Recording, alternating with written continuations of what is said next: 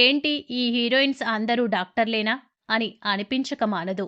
సినిమాల్లోకి రాకముందే మెడిసిన్ చదివి తర్వాత నటనలో సత్తా చాటిన ముద్దుగుమ్మలు ఆశ్చర్యపరిచే సంఖ్యలో ఉన్నారు. చదువు, కెరీర్ రెండిటిని బ్యాలెన్స్ చేస్తూ స్టార్డమ్ అందుకున్నారు. సాయి పల్లవి ప్రేమంతో ఎంట్రీ ఇచ్చి పాన్ ఇండియా స్టార్ అయ్యింది.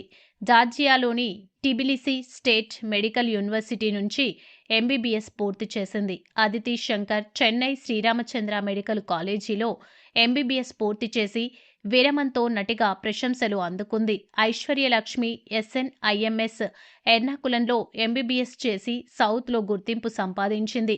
శ్రీలీల ఎంబీబీఎస్ చదువుతూనే సినిమాలోకి వచ్చి టాలీవుడ్లో మోస్ట్ వాంటెడ్ హీరోయిన్ అయ్యింది.